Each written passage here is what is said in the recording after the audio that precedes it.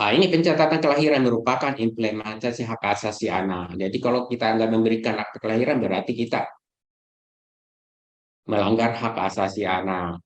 Administrasi kependudukan termasuk pencatatan kelahiran merupakan pengakuan negara terhadap status pribadi. Jadi pengakuan negara kita termasuk kematian, perkawinan, ya kan? Itu pengakuan negara sebagai produknya, namanya akta gitu kan. Pencatatan kelahiran si pengakuan negara dilaksanakan berdasarkan hukum positif di Indonesia. Hukum positif itu artinya hukum yang berlaku di Indonesia. Jadi ada aturannya, ada persyaratannya, ada tata caranya. Lanjut. Nah, ini tadi sudah dijelaskan oleh Bapak Direktur tadi, ini manfaat kepemilikan akte kelahiran ya. Kami nggak perlu jelaskan. Nah, ini sangat banyak manfaatnya Bapak Ibu sekalian akte kelahiran ini. Ya, kita lanjut saja. Nah, ini persyaratan dasar hukumnya pencatatan kelahiran di Dinas Dukcapil merupakan suatu proses pendokumentasian data kelahiran seseorang, kemudian disimpan dalam database kependudukan, dan nanti diterbitkan aktanya. Ya, itu kan sudah sampaikan tadi. Nah, ini Bapak Ibu sekalian, persyaratan pengurusan akte kelahiran. Ini persyaratan dan tata caranya. Yang di tengah ini, yang di sebelah itu dasar hukumnya. Nggak perlu kami jelaskan Bapak Ibu sekalian, sahabat Dukcapil. Nah, ini persyaratan. Persyaratannya gampang. Nah, kami udah di depan tadi judulnya mengurus akte kelahiran itu ternyata mudah. Karena persyaratannya gampang, tata caranya gampang. Ya. Persyaratannya apa? Persyaratan pokoknya itu fotokopi surat keterangan kelahiran. Fotokopi, cukup fotokopi. Kalau umpamanya sahabat Dukcapil tidak mau menyerahkan yang asli, boleh cukup fotokopi di Dinas Dukcapil. Ya, cukup diserahkan fotokopinya saja. Nanti kalau teman-teman kami di Dinas Dukcapil ada yang meragukan, suratnya itu tinggal ditunjukkan yang aslinya, gitu sahabat Dukcapil.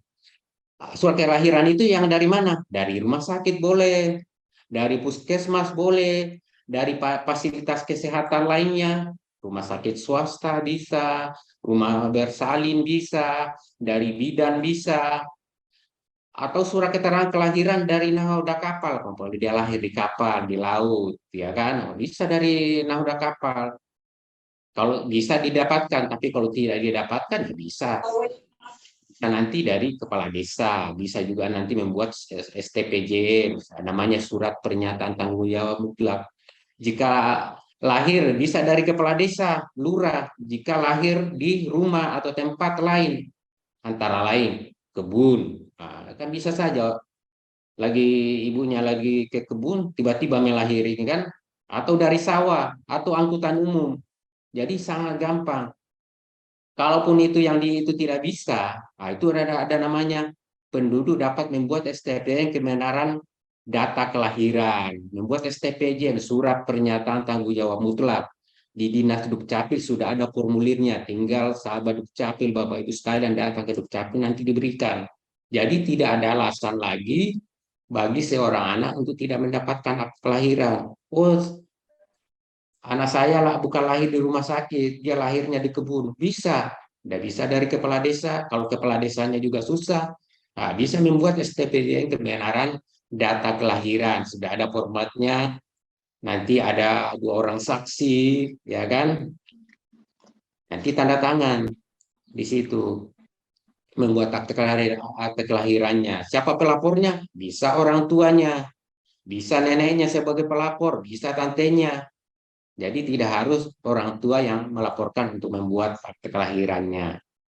Kemudian apalagi fotokopi buku nikah, ya, atau kutipan akta perkawinan atau bukti lain yang sah. Yang dimaksud bukti lainnya yang sah itu adalah akta perkawinan atau bukti perkawinan dari negara lain. Itu namanya bukti lainnya yang sah itu. Karena di negara lain kan buku nikah atau akta perkawinan itu kan macam-macam penyebutannya. Dan namanya sertifikat merit, ya kan? Kalau di Malaysia disebut sicil. Nah, itu maksudnya. Karena akta catatan sipil termasuk buku nikah atau perkawinan itu berlaku antar negara gitu Bapak sekalian. Apalagi fotokopi kartu keluarga. Fotokopi keluarga yang mana? di mana penduduk terdaftar atau didaftarkan sebagai anggota keluarga. Artinya kakak di mana anak itu terdaftar sebagai anggota keluarga atau mau didaftarkan sebagai anggota keluarga. Jadi anak itu tidak harus ikut kakak orang tuanya. Pamannya anak itu mau dimasukkan di dalam kakak neneknya, maka yang dilampirkan itu adalah fotokopi neneknya, kakeknya, atau tantenya, ya kan? Atau anak itu mau masuk di kakak neneknya, itu yang dilampirkan maka kakak neneknya, tantenya, bukan kakak orang tuanya. Nah, gitu Bapak sahabat Dukcapil. Kemudian apalagi berita acara dari kepolisian, yang itu yang tiga tadi yang utama. Nah, berita acara dari kepolisian bagi anak yang tidak diketahui asal usulnya atau keberadaan orang tuanya. Itu kalau ada anak temuan, anak-anak yang dibuang, biasanya kan di kota-kota sering terjadi demikian. Kalau umpamanya anak dibuang, kita nggak tahu siapa orang tuanya, maka tetap bisa dibuatkan akte kelahirannya dengan berita acara dari kepolisian. Tapi kalau berita acara dari kepolisian pun sulit didapatkan, nah itu cukup membuat STPJM saja. STPN kebenaran data kelahiran yang namanya kodenya F203. Nah, itu bisa. Jadi kalau persyaratan yang lainnya itu tidak terpenuhi, maka sebagai persyaratan pamungkas itu kalau nggak ada yang ada STPJM gitu. Ada sahabat teman-teman dari sahabat kami di biasa bertanya ke saya, ini dari kepolisiannya nggak mau memberikan. Biasanya kepolisian memberikan itu kalau anak itu baru ditemukan. Tapi kalau anak itu sudah lama lahir, ya kan sudah besar, nah, biasanya yang kami dapat info dari beberapa teman dari rekan-rekan dari Dukcapil di daerah, biasanya itu agak susah. Nah, maka kalau susah, STPJM saja, surat pernyataan tanggung jawab mutlak. Ya. Kemudian apabila penduduk tidak memiliki buku nikah atau akta perkawinan yang kami sampaikan di atas, bisa dengan membuat STPJM kebenaran sebagai pasangan suami istri. Sudah ada formulirnya juga di Dukcapil namanya F204. Tetapi ini ada syaratnya, hanya diberikan bagi mereka yang orang tuanya dalam kartu keluarga sudah menunjukkan sebagai suami istri, tapi tidak bisa menunjukkan adanya buku nikah atau perkawinan. Nah, itu hanya diperuntukkan itu. Ya, Bapak sekalian, anak-anak namanya STPJM kebenaran sebagai suami istri. Ya, gitu. Itu persyaratannya. Jadi sangat gampang Bapak sekalian. Jadi dengan persyaratan yang sangat sederhana, tidak ada alasan lagi bagi seseorang anak atau seorang penduduk walaupun sudah dewasa, sudah tua bisa mengurus akte kelahiran. Semuanya bisa mendapatkan. Jadi persyaratannya sangat gampang sekali, sahabat Dukcapil. Kemudian tata caranya. Tata caranya seperti sudah kami sampaikan. Pertama, datang ke dinas Dukcapil sesuai dengan domisilinya. Nah, sesuai dengan domisili terdaftar sebagai anggota keluarga atau di mana anak itu mau didaftar sebagai anggota keluarga. Nanti datang ke dinas dukcapil, nanti dia mengisi namanya formulir pelaporan kelahiran, namanya kodenya F201. Formulirnya ada di dinas dukcapil. Kemudian dilengkapi persyaratan. Ya.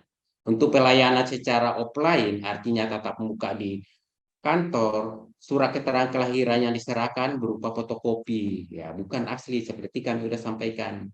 Tetapi kalau untuk pelayanan secara online daring, surat keterangan yang diupload atau diunggah untuk pelayanan online harus yang asli.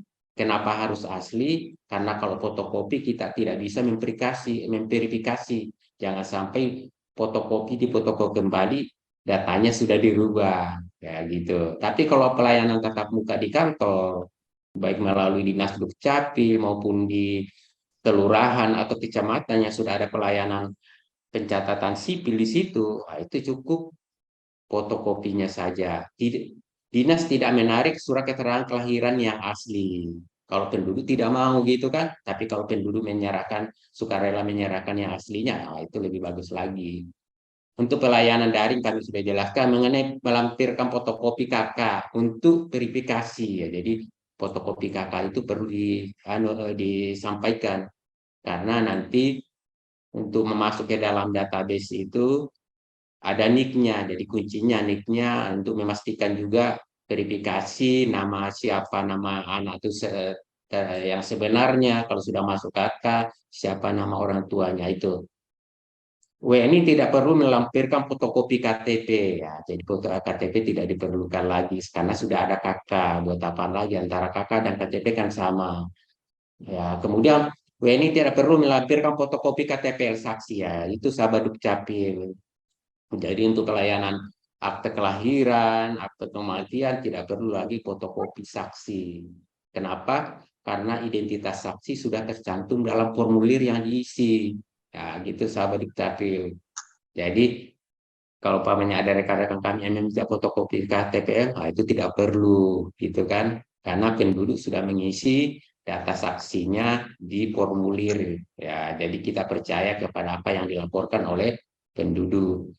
Dinas menerbitkan kutipan akte kelahiran. Nah, ini dia mungkin ada aku kutipan akte kelahiran. Jadi akta catatan sipil itu termasuk akte kelahiran itu ada dua macam. Ada namanya register, ada namanya kutipan. Yang diberikan kepada penduduk itu namanya kutipan. Kutipan akte kelahiran, kutipan akta perkawinan, kutipan akte kematian. Yang namanya register itu disimpan arsipnya di Dinas Dukcapil.